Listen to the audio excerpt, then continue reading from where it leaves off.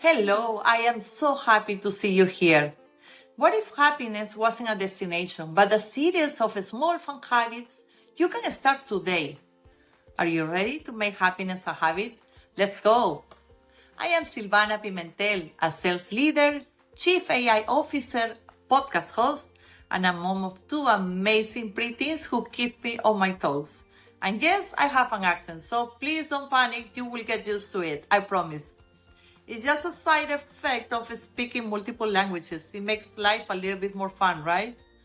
Here on Happiness by Habit, we will explore self-improvement, personal growth, AI and technology, parenting and family, health, wellness and fitness, career and life balance. What is in it for you? I'm so happy you asked. Simple habits you can start today. No PhD in mindfulness required. Real world career advice and personal growth tips to help you thrive. How AI and tech can improve your daily life and work. Practical strategies to boost your wellness and overall health. Parenting tips that can support your family happiness and growth. Inspiring stories and expert insights to keep you motivated.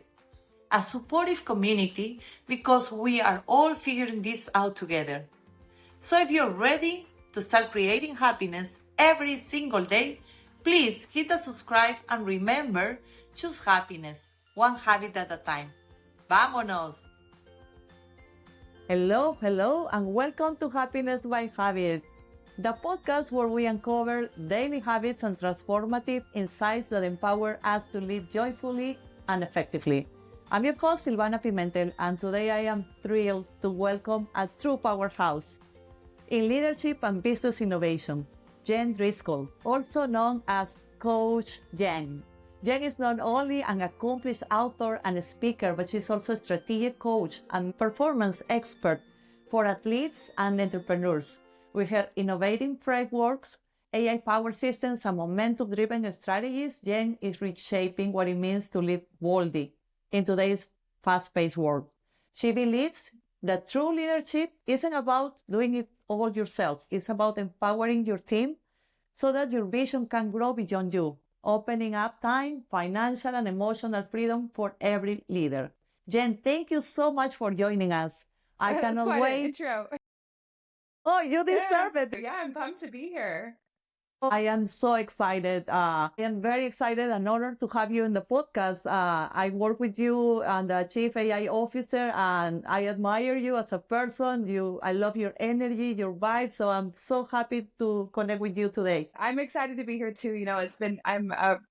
It's a new journey that we're on together with Chief AI Officer. I've just gotten to know you. And when you told me about your podcast and your listeners, and the purpose is to be able to give people simple habits they can implement to experience more joy, I'm like, you're my people. Let's go. So we'll talk about. Absolutely. Yeah. So let's dive in. Absolutely. Let's dive in. So the first question is, and this is going to help us, many of us and our listeners especially, is how can we incorporate AI in our happy habits? How can AI help us to be happier? That is a fantastic question. And that is 100% what we're going to dive into today. I want to ask you first, what do you believe? What is it that you believe makes people feel happy? And this is a question for the listeners too, right? Think for yourself. What is it that actually brings you the feeling of happiness? And then we can talk about the AI version later. Okay, I love that. For me, I think let's start with the meaning of happiness for each person is 100% different. For me, happiness is in the moments, in the moments I enjoy with my kids, with my husband, doing what I love, when I help a client, when I help solving a problem, when I accomplish something that makes me grow as a person. Those are happy moments for me. That was a beautiful description, right? But just you hit on all of the components that I think are super important. And you got to the key one, which is growth, right? Which is presence with the people you love and the ability to pour into or impact the people that you love, right? Or the communities that you love, to be able to develop as a person. And I also think you hit it on the nail on the head when you said it's in the moments, right? Yeah. Happiness is a fleeting emotion. If we got into the chemicals and the psychology behind it, happiness comes and goes. But the truth of when you think of someone who is happy, what you're really expressing is that person has joy, right? That person has that light inside of them more consistently than they don't. Because as humans, we all go through the ups and downs and seasons of life, but it's more about what is your general emotional thermostat? Are you generally in a state of gratitude and joy more often, or are you in a state of frustration or anger or shame, right? The opposite. And so if we want to get more to the feeling of happiness, then we need to be able to shift our emotional thermostat to that state of joy on a more consistent basis. And to your question, how can AI help us do that? Whenever I first sit down and talk to somebody about AI, like, and they're trying to figure out, well, what do I do with this? This is a very giant tool. That's kind of like somebody saying, well, like, how can a computer make me happier? Or how can a pencil make me happier? Right? It's a tool. Yeah. Right? And so the first question is always, well, what are you optimizing for? What do you want more of in your life? What do you want less of in your life? And so if we can create that GPS target of here's where we're trying to get to, so you can experience more of this, we can identify what are the things that are preventing you from experiencing more of those moments with your kids, or more of your personal growth, or more of your ability to serve your customers or clients at a higher level without it stealing from you. Because I think you, like many mothers, know, because I think you have a lot of female listeners as well, right? As many moms, like, Yes. There's so much giving, there's so much pouring out. There's like, you take everything on your shoulders. You want to be there for your kids and be present. And then you want to be there for your spouse if you're in a relationship. And then you also want to, lead your teams at work. And then you want to take care of your customers. And there's so much that you're pouring out, but you know that if you don't also fuel yourself, then there's only so much you can pour out. But if you can build systems, right, that allow you to show up in your highest value activities the best, now you can really serve at that higher level without it depleting your soul and your spirit. And that is what AI allows us to do. Absolutely. I love it. Right on. Let's talk about what specific things we can do to get more of what we love and less of what we don't like. Yeah, absolutely. So we start with that big question, right? So we start with, what are you optimizing for? What do you want more of? And there's two different lenses we can look at this through. When somebody's brand new to AI, they've never really played with it. Maybe they've downloaded an app and they've played with it. They're in a different space than somebody who's actively playing with it. They're using it in their work. They're trying to figure out, how can I use this with my team? Or how can I use this to take out the minutia and the work that I don't want to do all the time? There's two different views. We at Chief AI Officer, we specialize in how do you streamline workflows in your company so everybody can be operating at their highest value, right? To be able to be more in flow state. I think if you want to experience more joy, the more in flow state you can be, the better, which means less frustration, right? But there's also things in our everyday life. So if you want to figure out how to get started, we can start with an everyday AI experience. So what are things in an everyday person's life that are distracting, that are frustrating, that are repetitive, that have to get done, but you don't necessarily want to spend your time investing in those things? Can you think of some examples that your listeners might do on a regular everyday basis that are just minutia at this point? On one end, on the personal life, I guess the chores in the house, like cooking, doing the cleaning the house, laundry, those things. And on the job side, I guess some emails, reports, and things like that come to mind. Right. So you talked about in your life. So cleaning, cooking, grocery shopping, right? So on a very basic level, I don't know about you, but I have 3 very picky kids in the house. I have to. Getting them to try new foods, or I'll give you a very specific joyful moment type experience that we did in our house with AI. Okay. So I have 3 kids. Their ages 11, 13, and 8. 11, 13, and 8. And 2 of them are gluten-free. So they have very restricted diets. Like if they have gluten, then it will make them very emotional. It's very, very strong in them. And one of them just only likes pizza and tacos. So like most kids, I guess. Right, most kids. And for me, I'm a stepmom. So like this is something that actually creates a lot of stress in me, right? Like I want to make sure that they're fueled well because it impacts their emotions, it impacts their energy, it impacts everything in their life. It's really important to me. So one of the things that we have done is my 2 younger ones, boys, they love video games, right? There's a specific video game they love called Zelda. It's a popular video game. And they love, because in the game you can cook and you can make food, and when you make certain food, it gives you superpowers and it gives you like all these cool extra health powers and different things. So we created a Zelda inspired dinner, and every kid got to use ChatGPT, which is one of the tools in the AI world, right? To be able to come up with a dish where they got to pick new foods. Like they were eating green soup and purple potatoes, and we had a whole plate full of all these random things they would have never tried. Like if I had made them and I had served them up to them, they would have stuck their nose up and not touched that color food. But Yeah. because we used ChatGPT to say, oh, this is, the Hyrule purple potatoes, right? They were so excited to smash them and then air fry them, and they were excited to be a part of the process. It made a memory. It got them to be involved in the food, right? They tried things, they expanded their palates. That's a very real everyday experience that normally is stressful, that was transformed into a special moment. And now we aim to try to do that at least once a month, sometimes twice a month, where we're having a themed meal. One time it was a Mario meal where it's like Princess Peach type dishes. Once was a Star Wars dish. So that's an everyday AI example that then you can say, okay, create my shopping list. Okay, I also want my shopping list to be able to, make sure I can fit under this budget, and where can I shop? And then those kinds of things are very simple, right? But it trains you on how can I think creatively to come up with a solution to this very real problem that I have. Absolutely. I love that. That's a really good experience, and how you turn that into a fun thing. That's something that can be otherwise a headache.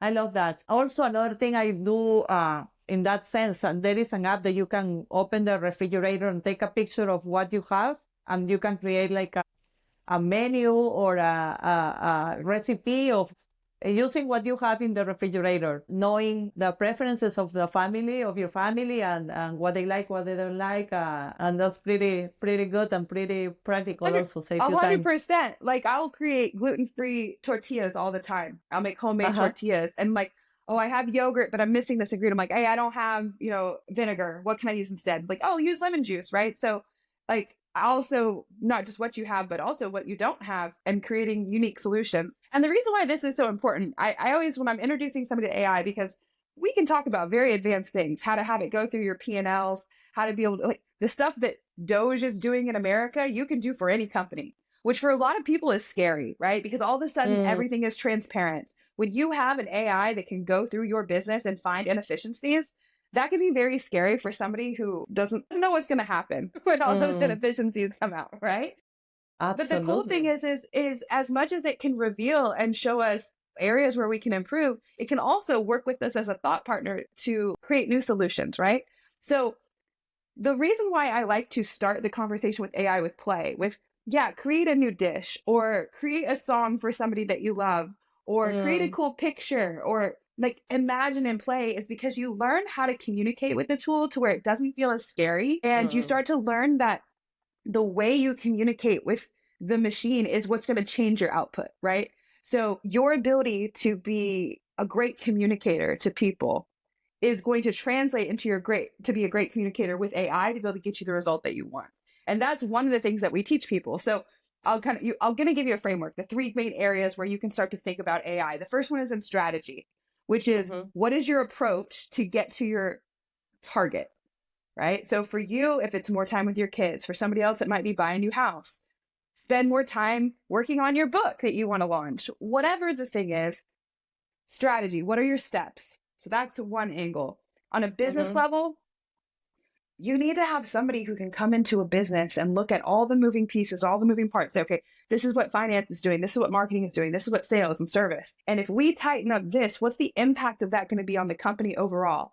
Because if you have somebody coming in that's not optimizing for the right thing, right? Let's say they're optimizing for profit, and that's the only thing that they're optimizing for, which is a great thing to optimize for, right? But then it's going to look at the entire culture of the company and be like, oh, this person can go and this person can go. And there's things that are what I call the gray area, right? There's things that are black and white. And then there's the magic in the middle, the fuzzy ROI, the things that people don't quite see on the surface level, but is what makes a company great and wonderful. And if you remove the human element, and if you remove the fuzzy ROI and the pieces that actually make the company magical, right? Then you might not have a company. You might just automate failure faster. And so having a human that understands the fuzzy ROI and is able to take the data and the analytics and the transparency and the automation and the efficiency that AI can provide, now you can bring more magic to a company by bringing more of the magic out of the people that are already there. But strategically, you have to have a person that can look at the data and look at the people, both, not just one or the other. And that's what a chief AI officer is. They're able to communicate the strategy from the executive level. What are we building here? Why are we building this? Why does this matter? What problem are we solving? What's the vision for our company? What's the vision for our team? Yes, we need to be profitable, and we can be way more profitable when we build these efficiencies in, but we're not going to build the efficiencies at the expense of the heart and soul of our company. And that is what thinking strategically is actually like. So that's the first frame. And then we can go into the second two in a minute. Yeah, right on.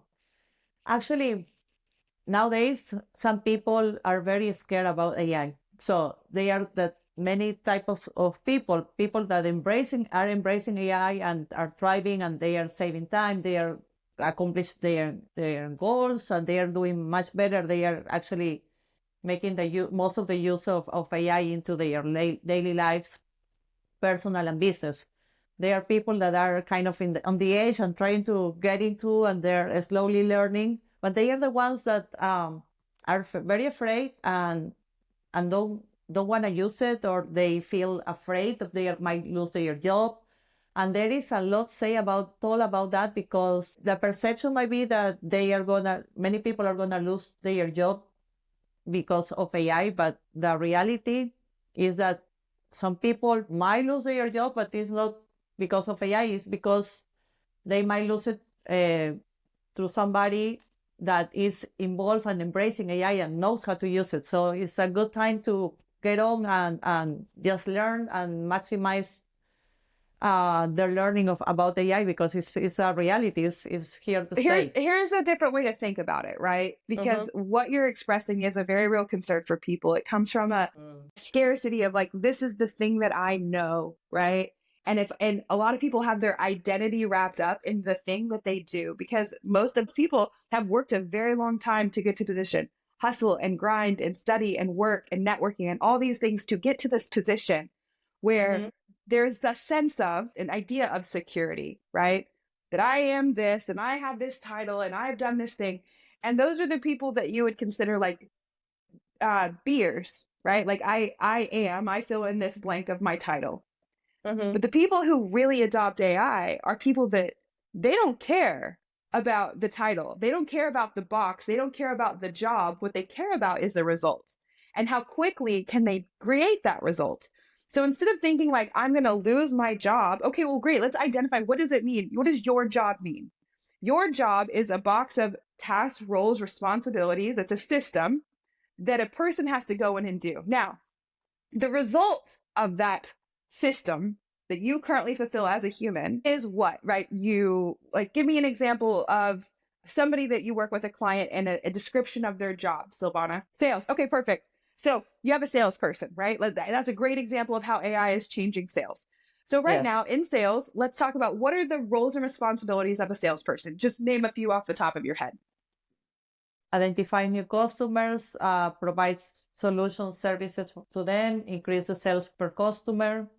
Perfect. Okay. So prospecting, right? So identifying who would be a good prospecting, and then actually doing the sales through a concept of sales as a service was what I'm hearing from you, is like, you're there to support and to serve your customer. Last night, I was funny. I went to a Mexican restaurant, our favorite Mexican restaurant, and we had a fantastic server there last night. Man, she was so awesome. And it's so great when you go to a restaurant and you actually have somebody who's attentive, but not too attentive, and like gets you what you need. And like, when you have somebody like that and they come and say like, hey, I highly recommend you try this dessert, or like, highly recommend, can I get you this tableside guacamole, whatever, right? Like, they're trying to enhance your experience, right? They're that front end person. You don't usually think of the person who's serving you at the dinner table as a salesperson, but essentially that's what they are, right? Like, their job is to increase the average value per customer based on the experience that you have with them. And that's somebody that you don't normally think in a sales role, right? You think about the person that's going to be doing the advertising, or who's going to go out and do catering sales, or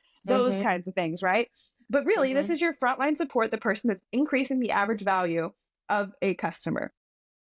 Right. Last night, super great experience. On the flip side of that, you have somebody who comes in who's sloppy, who's messy, who can't remember what you ordered, who doesn't deliver it right to the people in the back. And there's 15 people there, a check that could be very, very high, right? Because you can get the drinks going, you can do all this stuff.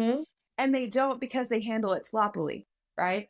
Because they don't have the tools or the systems or the magic to be able to create that awesome experience. Well, in sales, you're prospecting, you're providing that sales as a service to create a great experience with your customers. So not only do they know you, like you, trust you, but they want to do more business with you, right? And then there's a follow-up, there's a button down, there's business expansion, all these things.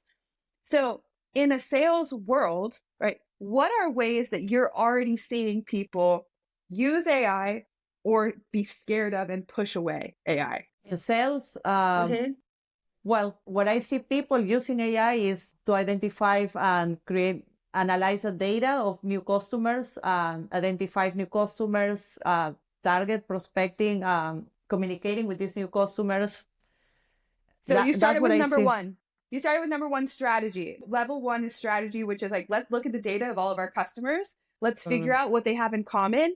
Let's start to refine our offer. Let's figure out how we can get that communication back to marketing to fine tune our targeting so we can attract more quality. So that's that level, right? Then there's the doing the task. So I'll give you an example.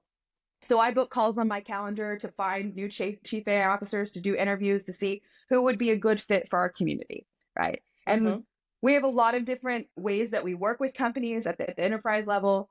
At the, I want to be a freelancer, I want to be a fractional CAIO, I want to start my own thing, or the person that's already on a C-suite that wants to bring AI into their company and needs the tools to know how. So I work with lots of different people. If I was going to try to keep track of all those different people and all those different needs in my head, I would go crazy. I wouldn't know, I wouldn't be able to take the weekend off and celebrate my anniversary with my husband or do those things. So over the weekend on Friday, I just pulled out my phone. I just looked and I saw that we have an agent, an AI agent on our CRM that texts messages and communicates with prospects, right? And it's having conversations. And it's great because if I want to jump in and have that conversation, I can, but I'm not. I'm just sitting there and I'm just watching the conversation. I was just checking. We just installed a new one, made a couple upgrades. I wanted to make sure it was tuned right. And I noticed it booked a call for me today on Monday, on Friday. Right? It got the call booked on my calendar. I didn't have to do anything. Great lead, great quality, right? I'm learning all this stuff about him. I didn't have to be looking at my phone. I could have been just doing anything. I just happened to be. And I'm like, how cool is this that we live in a world where today I don't have to have 100 conversations with people to sort through and find the few that are the right fit, right? Instead, I can take that time, show up to a call with you, one of my friends, and I can say like, let's have a meaningful conversation. Let's go spread the word and know that when people come into our ecosystem in their world, they're going to get served the right thing at the right time. And now I can just spend my time on the high value activity, which is actually connecting with real people, which is what I love to do. How cool. So that's like the actual implementation. So we talked about strategy, we talked about implementation. And the third part of the AI system is integration. And so I'm excited to share that part with you because I don't think you and I have had this conversation yet. Let's do it. Let's dive in. So, strategy. How do you approach trying to get the ideal outcome? For me, more time with my kids is super important. And I also am growing a massive business. Absolutely, yes. So integration, connecting the strategy with the actual implementation. And this is where scaling leadership comes from. This is how do you empower your team? How do you empower the people around you? Whether you're a solo entrepreneur and you have a couple VAs, or you have a couple friends that that are helping you get something off the ground, or your husband, or you're running a massive organization with 300 or 500 or 1,000 employees. How do you get the vision of the strategy and the actual people that are going to be boots on the ground technicians to be able to understand? So it all works together. And that's the integrator. And that's the person that can train and teach. And this is the key that I want to make sure that you get to deliver to your audience. I call it the walk of winners. Okay. I'm going to walk you through this process of the number one psychology that you can use today to have more happiness and help other people more happiness on this AI journey. Are you ready for it? Let's do it. Yes. Okay. So since most people will probably be listening to this and not watching this, instead of me drawing, I'm going to walk you through a picture. And you can follow along by drawing it yourself if you would like to. Okay. If you have a sheet of paper and you have a pen, I highly recommend pausing the podcast, go grab a sheet of paper and pen, come back with your pen and your paper, and we're going to draw a picture. Okay.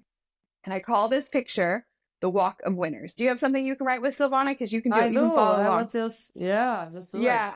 I think you should follow along. So I call this the Walk of Winners, and it is a tool that you can use whenever you're enrolling someone into a new adventure. And I would say getting someone to really take on AI in that curious, playful way where you're actually going to get results and people aren't just going to get discouraged. Like, this is the process you can walk them through to prepare them to be very successful. Okay.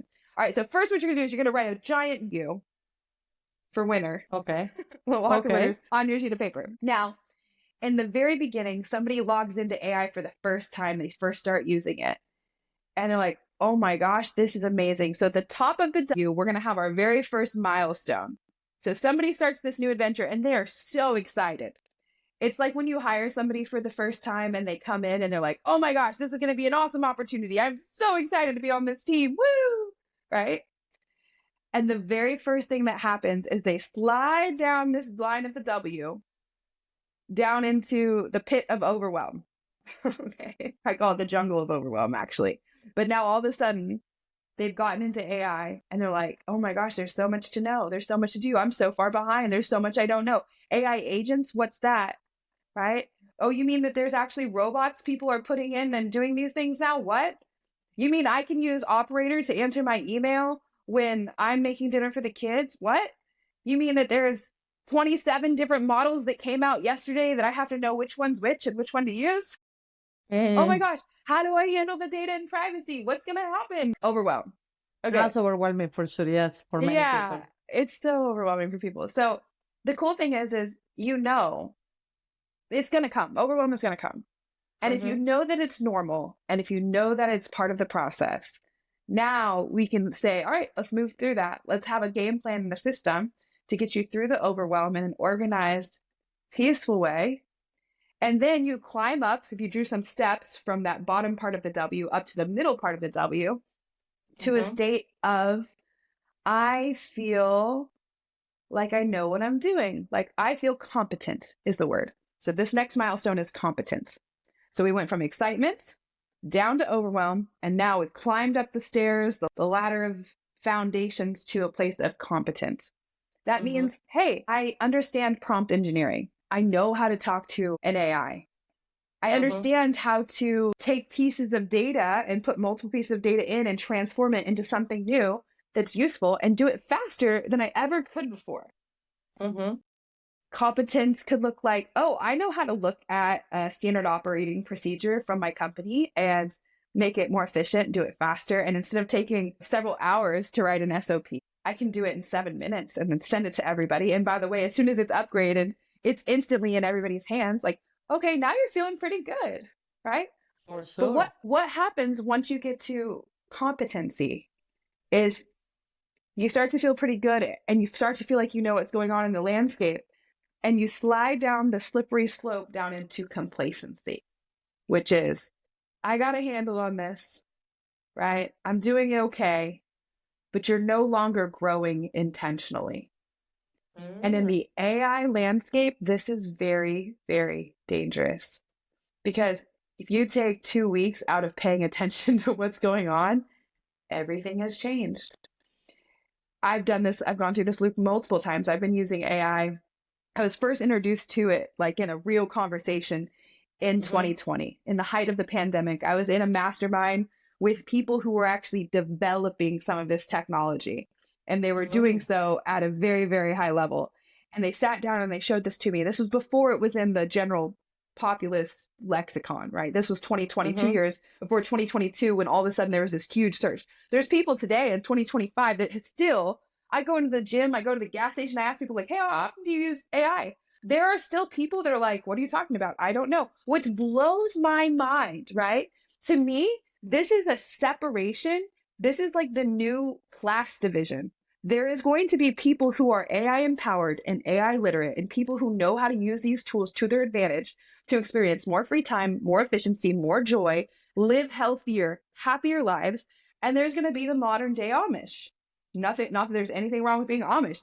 It's the point is make it a lifestyle you choose, not a lifestyle that you fall into without intention. And so there's going to be a split in the people who are AI empowered and who can use this technology and the people who are not. And for the people who have it and know how to use it, the compound interest of what that will mean in their life year over year is mind-boggling.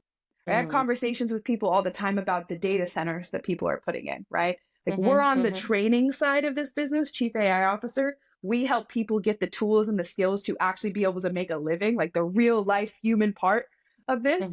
There's also the data center side. There's people who are going out, finding land, building the technology, running the nuclear power, like all of this wild stuff that's way above my head. But I study it enough to understand that what those people are looking at is the trajectory of the need for these data centers is so high and these people are far more intelligent than I am. So what's telling me is that even for people who feel like it's too late, it's not. This is still the beginning. And if they can get with someone like you, Silvana, that's going to go on that journey with them, that's going to help them, show them how to take AI tools and actually improve their business, launch their own company. I know you and I were talking about people who want to develop their own offer. And if you can give them tools to do that faster, do it better, and get them up and running to where they're actually able to make money, the compound interest of that in their life is mind-boggling. So we're on our W. We talked about excited, overwhelmed, competent, complacent, and this is the next step. And this is what I'm talking to you about now, which is significance. When you become the person who can walk people down this path and get them to a place where they can actually impact other people's lives in a significant way, now you get to what I call Legend's Edge. Like this is the peak, this is the pinnacle, this is the thing that makes us feel happy is when we're actually showing up and serving people in our lane and zone of genius. And your zone of genius could be strategy, and your zone of genius could be implementation, doing the thing. Or it could be your zone of genius is integration, where you're teaching, you're empowering, you're educating how to go on this process. And there is a bridge to go from competent to significant. So if you draw a little bridge between those two lines on the W, you actually drew a little arch from competent to significant. The bridge is called the teaching difference. And when you become an educator, when you become someone who teaches, who empowers, who does workshops, who gets on trainings, when you have the vocabulary where you can take someone who knows nothing about AI and get them to something, or somebody who knows a lot about AI and then opens their minds to other applications that they didn't even realize because we're training people to think differently, now you're living a life of true, real significance because you're not just changing one person's life in a little way, you're giving them a huge needle mover to totally change the trajectory of their future. That is what excites me about AI and the happiness project. Absolutely. And there is a thing called thinking in the AI way, right? Where you can identify some opportunities in your life, it could be personal life, work, personal growth, any way that you can implement and be AI empowered and how you can use it to get either more time, which is nowadays one of the most valuable resources. I would love to dig into more specific ways that we can actually get more time or incorporate AI into our daily lives. Let's talk about personal life. I can tell you one way that as a mother, that is really cool. I use it in different things, but let's talk about something simple. My daughter Sabrina loves bedtime stories. She's 8 years old and I love to tell her, but sometimes I run out of ideas because she likes to hear stories every day. And then, so I use ChatGPT. I say, okay, please tell me a story for Sabrina. And I choose a topic, a lesson every day. Like, I don't know, about sharing, about the importance of being enough or being independent or different things. So the ChatGPT by now knows exactly who is in my family, how old is she, what does she like. So it tells me a very specific story for her that is tailored for her needs and for what she likes. And so she loves it. And this is a time that I can enjoy with her every evening. Like it's a thing that we have, we can share a story. Another very cool, yeah, thank you. A really cool one is also we are incorporating a business with her. She wants to set a business, establish a business, and because this was in a topic that is a little bit new for me, I created a bot, and I said, okay, please tell me, act as an e-commerce expert, and let's do help me set this business and where it's going to be. And we created a name, like the customer avatar, and this person is the expert. And so she's kind of the partner for Sabrina's business, and we named her Sarah, and it's very good and helped us a lot. Yeah, I give her a name, and it's like a person that helped us. So it's really cool. Can you share some ideas of what things we can incorporate, our listeners can incorporate into their daily lives to be everyday happier? Life. Yeah, everyday life to be happier. One is let's say that you have a person using AI as a therapist. Oh, I love that. But here's the thing. I will say this first. Like, if you're really wanting to go deep on how to use AI in your life, we have a challenge that we run every single Tuesday, and it changes because AI changes. And the best way to get the personal application to see what people are doing is to be involved in a community of other people who are doing the same. Right. Mm-hmm. So I'm going to give you a couple of my favorite things in a second. And I'll also say, because we're thinking in AI, you might give a very specific concept, or I might get a very specific concept. But the best thing to do is say, hey, AI, here's the thing I want to create in my life. Like, I want to be able to create better relationships with my kids, or I want to know how to navigate this difficult co-parenting situation, or how do I communicate this to my kid's teacher, or, hey, I'm trying to be healthier and I'm having challenge with this food. Can you help me figure out a way to change my workout routine? I use AI for Bible study. I use it for Bible study all the time. I use it for how I post my inspirational posts, the things I love to share on social media that usually take me so much time. And I have a personal rule in my life. I call it the play up principle. And the play up principle is like my personal operating system for how I choose to show up in the world.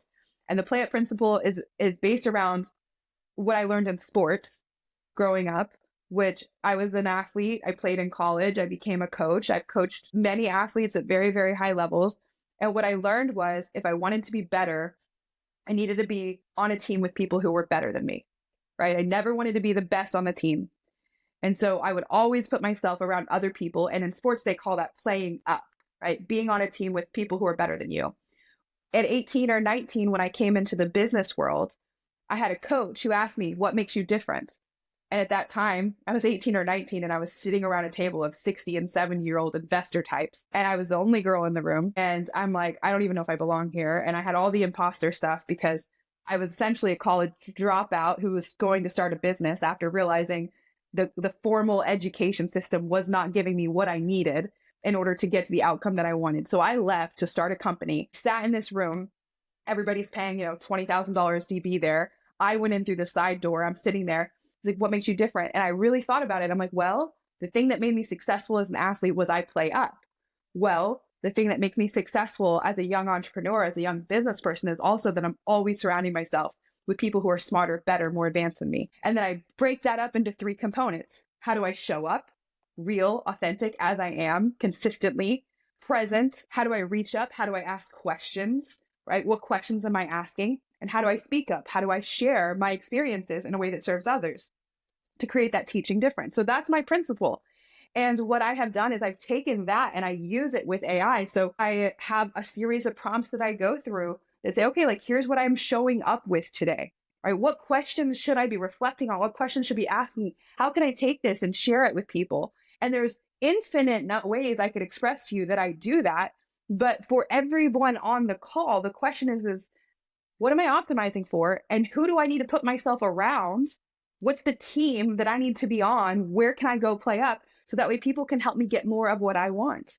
That is what I love about the Chief AI Officer community. because, we have an insiders community where people just want to be around other people who are operating at a high level in this space. I can tell you for my husband, he uses AI and ChatGPT to teach him how to play Minecraft with the boys because he didn't know how to do it. So he created his own training program. For me, I'll do Bible study. I'll do deep research on a word and what it means so I can be a better educator and communicator. I'll use it to navigate difficult relationships that I might be overly emotional about, and I don't like how it impacts my mind or how it sucks the energy out of me. I don't want to think about it that way. So I'll use it to reframe. What am I learning from this situation? How can I communicate differently? How can I choose to not enmesh myself in a situation that isn't, a direction where I want to focus my energy? So in terms of an audience, it's like, how can I actually use it? The best way is to play, to actually just go in and play with it with your kids, make a picture, tell a story, write a song. Like, it sounds so basic, but it is the truth that if you want to get to a state of gratitude, you cannot fake happy, right? I study brain science in the sports world. What helps athletes perform at a high level? Turns out what helps athletes perform at a national or Olympic level is the same thing that helps, high level entrepreneurs in business. That's why I say business is my favorite sport, because it's the same. And you need to have a certain level of competition or stress or workload and a certain level of competency in order to perform in flow state, which means things come easy, things come naturally. You can just do things at a high level because of the environment you've put yourself in. And so you can do that in business when you put yourself in the right environment.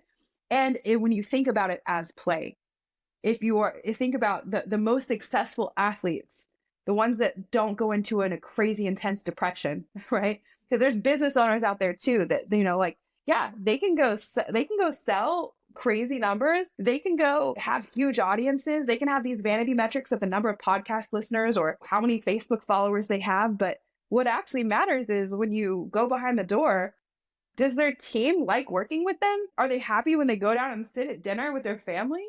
Or are they constantly in a state of turmoil and stress? And I would argue that if you have a business that isn't providing you the freedom emotionally that you're looking for in your life, you need to make some shifts to your business, and AI can help you do that. Absolutely.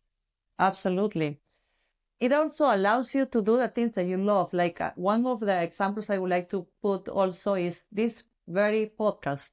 I use as you know, this is a topic of my capstone project on the Chief AI Officer program. And it's amazing the things that you can do with AI. For instance, in this podcast, one of the reasons or one of the tools I use AI for is for editing, translating. I use these episodes and translate it into other languages, then create that very content. And a lot of things you can do with AI is really amazing. And the best part is to use it so you can get more of what you love and do less of what you don't like. Which is exactly what you described with flow state, right? When you're doing what you love, you're healthier. When you're doing what you love, your body actually, like your face can change, your biochemistry changes when you are doing more of what you love, and it makes you healthier. You'll live longer. You'll have more fun. You'll have more friends. Like, it sounds kind of extreme, but it's the truth. Everything's just better. It's the truth. Absolutely. And I love how you can use AI. And I love that idea. And I would like to advise all the listeners to join. First, to start with that 3-day, we have this challenge, AI for Work at the Chief AI Officer program, where you can actually learn about AI on the basic level and be exposed to all the new tools that are available, and you can decide how to implement them into your daily lives or at work or whatever makes sense. Definitely recommend that. We are going to put a link here. We'll put a link in the notes. Well, I'll tell you some of the things we can put in the show notes. So one, we will have the link to the AI challenge, which I highly recommend. And I will say it is evolving all the time. So we've done many different versions of this. So if you've been to one before, come to another one, join our community on the Insiders so that we can see what we're talking about with our community, ask questions, like come into the community and ask a question. Like that's what I would recommend. Click the button, get in, introduce yourself, say that you heard about us on the Silvana's podcast. It's a $1 trial right now. I don't know if it'll be that way forever, but right now you can get in for 2 weeks off of this podcast for $1. So get in, play around, say hello. Silvana's in there. She'll be able to chat with you, which is super fun. And then Also, we have a few other podcasts that I would recommend listening to. Yes. We have our Chief AI Officer podcast, AI at Work. And so I'll also link, one will be, what is the path if you want to become an expert in AI? What does that path look like? We'll link that one. There's another one by a great author named Jeff Woods, who really teaches the concept of what does it mean to think in AI. So it's a really great one there. And then one of my favorites is talking about why it's so important to be part of an AI community. And so if you don't know what that means to be part of a community and how it could help you, like that's also a really great one to listen to. So we'll put the links to those 3 podcasts in there, but definitely join the community and come in and say, Silvana sent me, right? Because then we can have I absolutely recommend that. Yes, we will get to hear Coach Jenn, which is amazing. You are amazing. And I love your energy and the information. The community in Chief AI Officer is really, really an amazing place to learn and to continue to develop yourself. And you can pick your track. You can pick your track. Are you going to do strategy? Are you want to be that high level thinker? Are you want to provide that to people? Are you going to be an implementer? Like you're going to be the person that actually wants to use the technology, like what you're talking about, which I can't wait to see what your final capstone project looks like. People, you might have heard you just say like you're working on your capstone project, which a capstone project is a piece of work that says, here's how I can solve problems in AI. And so you have been using yours on how you use AI to make your podcast possible. For a lot of people, they don't think it's possible because it seems too overwhelming, right? Absolutely. They're excited about it.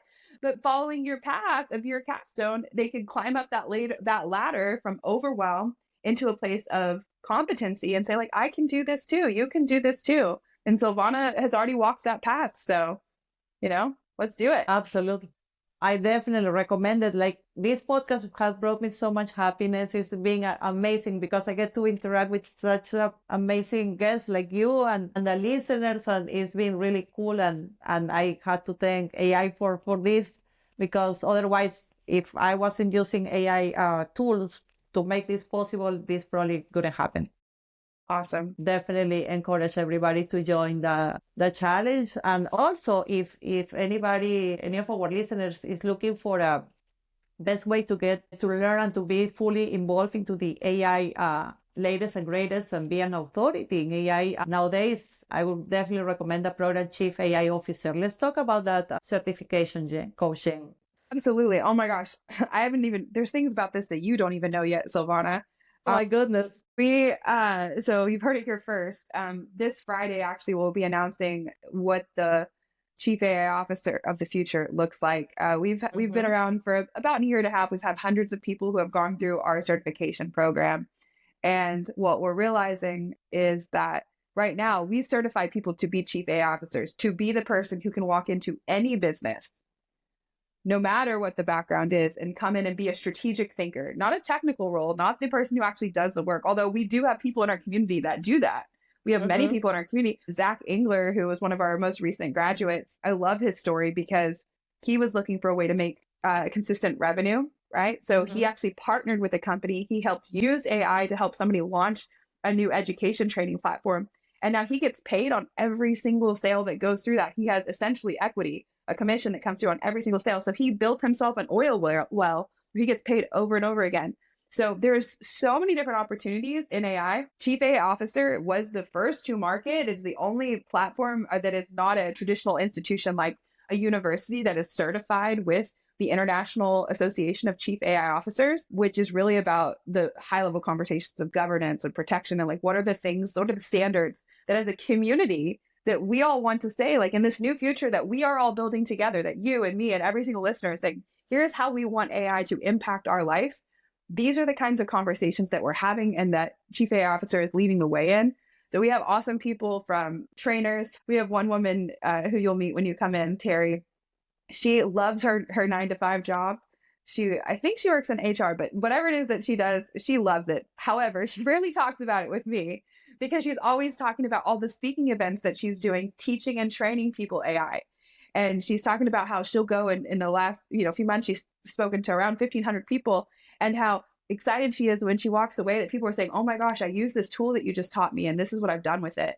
And so if you're a person that maybe you don't want to be I'm going to sit on my computer and build this AI agent, right? Maybe that's not you.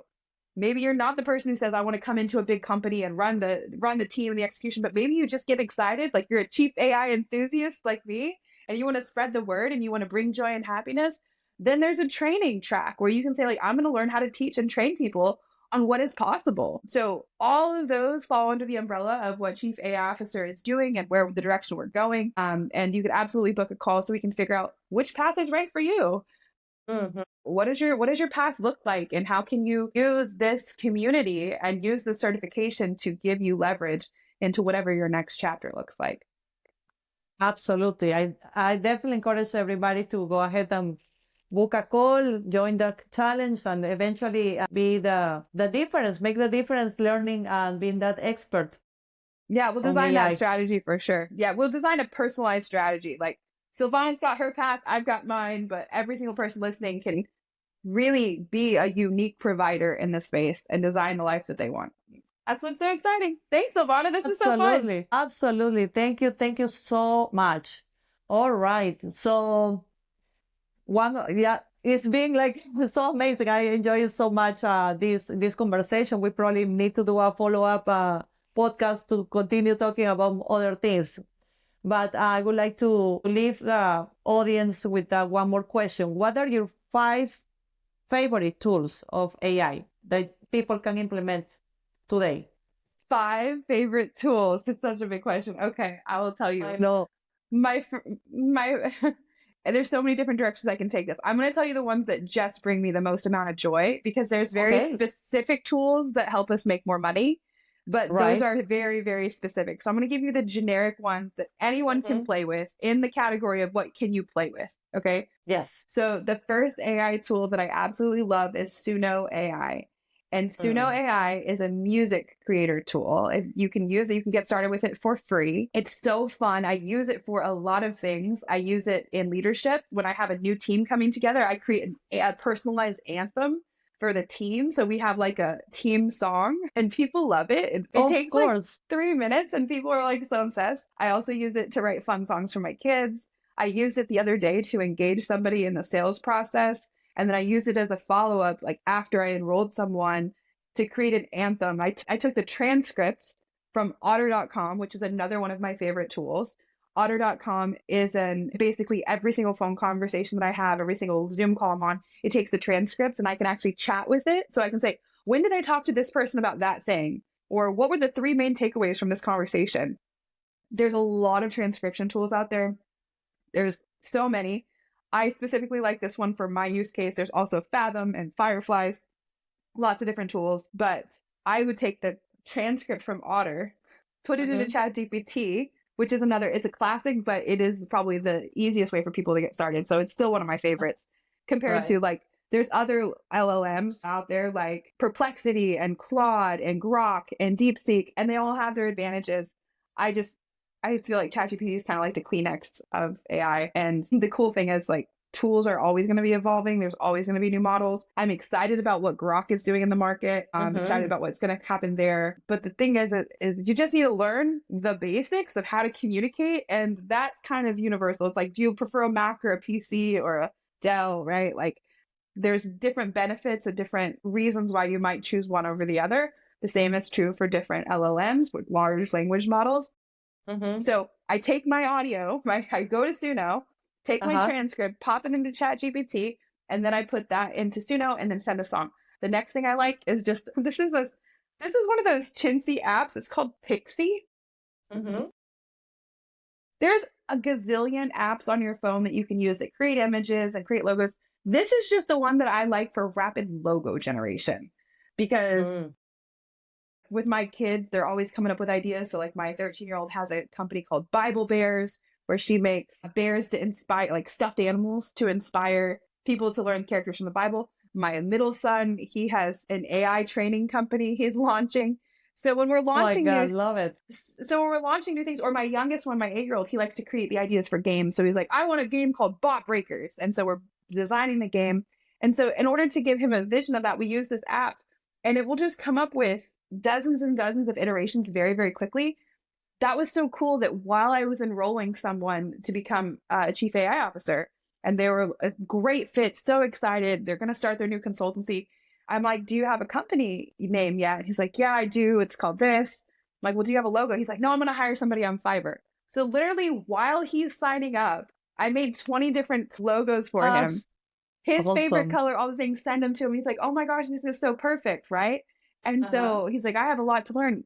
And you can, because you're around the right people. So I love that, Pixie. And I also like them because I've had conversations with the founders of it. And I've recently communicated with them, like, we need to take this in and make this available to everybody. It's just kind of a weird one. And then my final, recently, so I got into this through video, like through video production. I went to school to make films. So the reason why I got into AI was because I wanted to make cartoons, and I wanted a faster way to do it. I wanted to make educational cartoons. So I have found that the new Peak Editions, which is a specific tool on Pika Labs, which is a video production version of AI where you can make this stuff with your words, turn them into cameras. Peak Edition is just a simple kind of bonus feature where you can take, like, my daughter's Bible bears, right? Like these stuffed animals, and I can make them walk around and interact with her in real life. So I can, like when my 8-year-old goes to the grocery store, I can put a Sour Patch Kids walking alongside with him. Or like if they're out on the playground and they're doing the monkey bars, I can put their Minecraft creepers crawling below them. And that's another one that just brings joy and fun. Because it's just silly and fun. So love it. I love them all. And this, I know, this can be overwhelming because there is so much about AI that is available. So I would advise the people who are just starting with AI, just start with one thing. Take away from the conversation, from anything, and just do that. Play with start it. Start with the challenge. Come to the community. That's a great place to get started. You'll be safe there. The community is the perfect place, and just go start implement one thing at a time, and then continue growing with it, because otherwise it can be too much. It can be definitely overwhelming. Well, thank you so much, Jenn, for your inspiring conversation. I really enjoy it. As usual, it's a pleasure speaking with you. I know our listeners are going to be very thrilled to hear you and to join the challenge and to take it to the next level. Thank you. Yes, absolutely. For everybody tuning in, remember, leadership is not about doing it all yourself. It's about equipping your team with the right tools and habits to thrive. If you enjoyed this conversation, please subscribe, leave us a review, and share this episode with someone who is ready to live boldly and build momentum. Thank you for joining us. Take care. Bye-bye. Hey, before we officially wrap up, I want to take a moment to share something personal that feels really special. When I recorded this episode, I was in the middle of working on my capstone project for the Chief AI Officer program. I was deep in the process, testing out ideas, building systems for the podcast, and exploring how AI could actually bring more ease and joy into my everyday life. And now, I am so proud to say, I did it! I am officially certified as Chief AI Officer. Honestly, this journey has been transformational, not just professionally, but personally too. I went into it thinking it was just learning about tools and strategy, but what I gained was so much more. I gained confidence, I gained clarity, and most importantly, I gave myself permission to dream a little bigger again. It's incredible what starts to achieve when you say yes to something new, even if you don't have it all figured out. The learning, the momentum, the support, it all starts to build one small step at a time. And that's why I really want you to take from this. If you've been listening and thinking, this sounds amazing, but where do I even begin? Please know you don't need to have a grand plan. You don't need to know all the answers. It's just one thing from this episode that sparked your curiosity, and start there. Maybe that's using AI to help you meal plan or automate your calendar, or maybe it is experimenting your voice with notes or journaling to clear your mind, or maybe like me, it nudges you towards something bigger, a creative project, a podcast, or a vision you've quietly held onto for a while. Whatever it is, give yourself permission to try. You don't have to do it perfectly, just have to begin. That's what I love the most about this moment we're living in. AI doesn't replace who we are, it amplifies us. It helps us stay focused on what matters most. It makes space for creativity, connection, and for showing up more fully in the lives we're already living. And if this episode lit even the tiniest spark on you, I would truly love to hear from you. Connect with me on LinkedIn. Just search for Silvana Pimentel and let me know what resonated with you. Thank you so much for spending this time with me today. And as always, keep choosing happiness, one habit and one bold, joyful step at a time. Bye bye.